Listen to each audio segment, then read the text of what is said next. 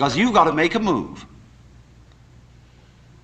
which will put yourself out of your own control into the control of a better. If you don't believe in the Christian kind of a God, you can believe in the Hindu kind of a God, who is your inner self. You see, you've got a lower self, which you can call your ego. That's that little scoundrelous fellow that's always out for me.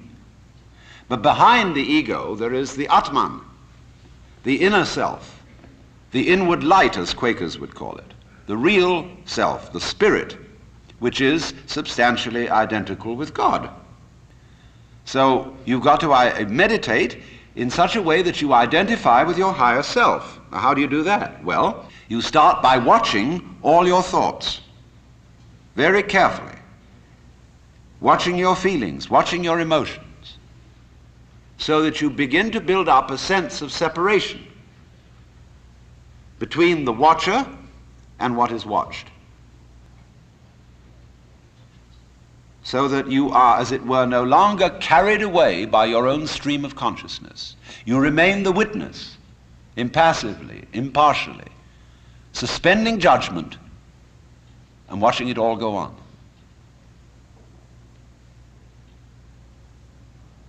That seems to be something like progress. At least you're taking an objective view of what is going on. You are beginning to be in a position to control it, but just wait a minute. Who is this self behind the self, the watching self? Can you watch that one?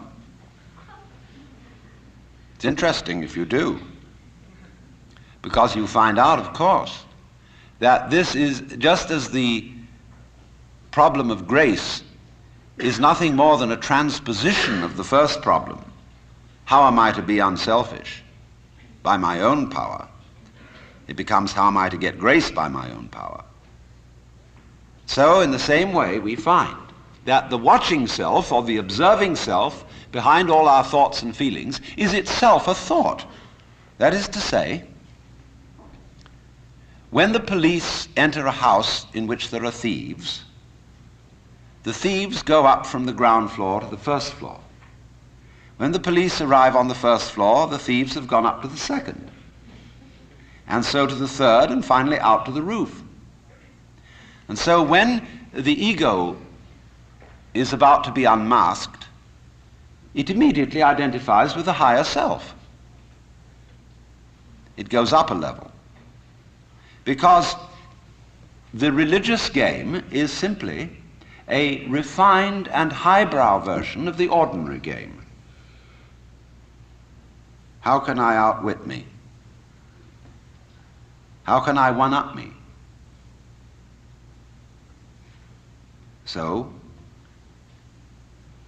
if I find, for example, that in the quest for pleasure, the ordinary pleasures of the world, food, sex, power, possessions, all this becomes a drag, and I think, no, it isn't there. So I go in for the arts and literature, poetry, music. And I absorb myself in those pleasures. And after a while, they aren't the answer. So I go to psychoanalysis, you see. And then I found out that's not the answer. And I go to religion.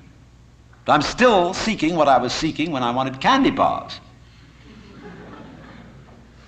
I want to get that goodie. Only I see now that, of course, it's not going to be a material goodie. All material goodies fall apart.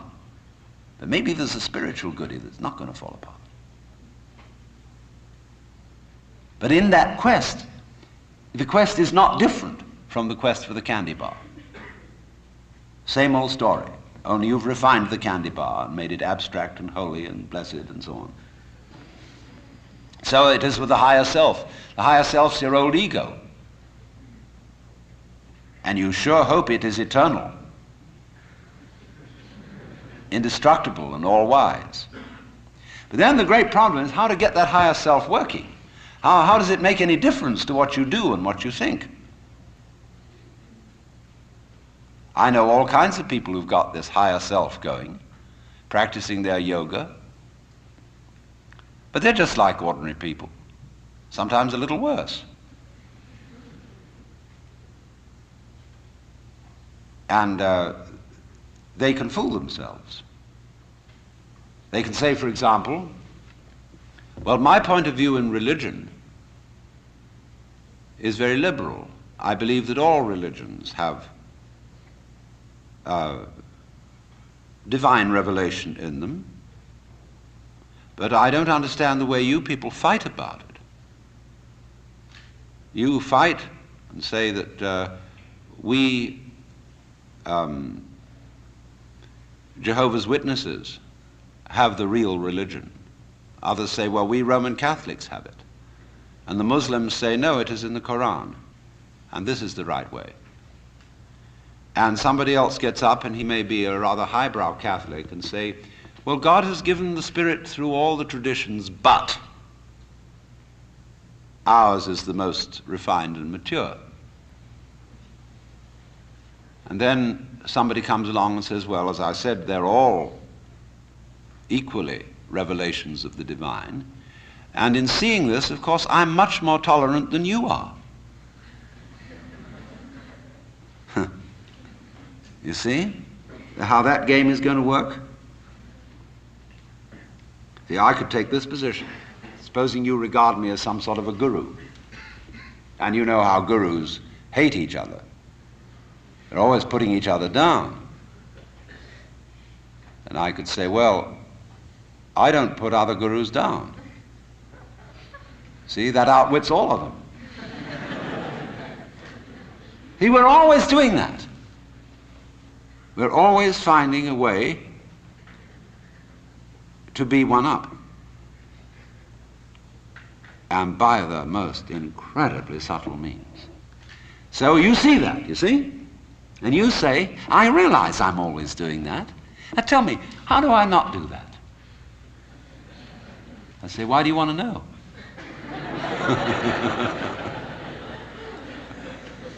Well, I'd be better that way. Yeah, but why do you want to be better?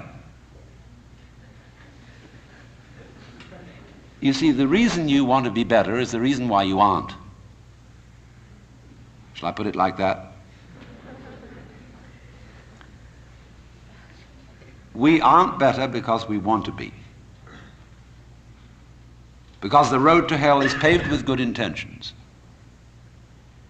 Because all the do-gooders in the world, whether they're doing good for others or doing it for themselves, are troublemakers. On the basis of kindly let me help you or you'll drown, said the monkey, putting the fish safely up a tree.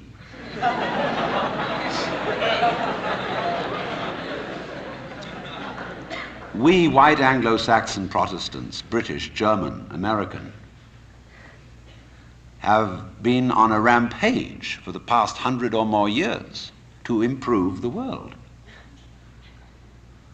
We have given the benefits of our culture, our religion, our technology to everybody, except perhaps the Australian Aborigines. And we have insisted that they receive the benefits of our culture, even our political styles, our democracy. You better be democratic, or we'll shoot you. And having conferred these blessings all over the place, we wonder why everybody hates us. See, because sometimes doing good to others, and even doing good to oneself, is amazingly destructive. Because it's full of conceit. How do you know what's good for other people? How do you know what's good for you? If you say you want to improve, then you ought to know what's good for you. But obviously you don't, because if you did, you would be improved. So we don't know. It's like the problem of geneticists, which they face today. I went to a meeting of geneticists not so long ago where they gathered in a group of philosophers and theologians and said, now look here, we need help. We now are on the verge of figuring out how to breed any kind of human character we would want to have. We can give you saints, philosophers, scientists, great politicians, anything you want. Just tell us, what kind of human beings ought we to breed? So I said, how will those of us who are genetically unregenerate make up our minds what genetically generate people might be. Because I'm afraid very much that our selection of virtues may not work. It may be like, for example, this new kind of high-yield grain which is made, and which is becoming ecologically destructive. When we interfere with the processes of nature and breed efficient plants and efficient animals, there's always some way in which we have to pay for it. And I can well see that eugenically produced human beings might be dreadful. We could have a plague of virtuous people. Do you realize that? Any animal considered in itself is virtuous. It does its thing, but in crowds they're awful. Like a crowd of ants or locusts on the rampage. They're all perfectly good animals, but there's just too much. I could imagine a perfectly pestiferous mass of 1,000,000 saints. So I said to these people, look, there's the only thing you can do. Just be sure that a vast variety of human beings is maintained. Don't please breed us down to a few excellent types. Excellent for what? We never know how circumstances are going to change and how our need for different kinds of people changes. At one time we may need very individualistic and aggressive people. At another time, we may need very cooperative, team-working people. At another time, we may need people who are full of interest in dexterous manipulation of the external world. At another time, we may need people who explore into their own psychology and are introspective. There is no knowing, but the more varieties and the more skills we have, obviously, the better.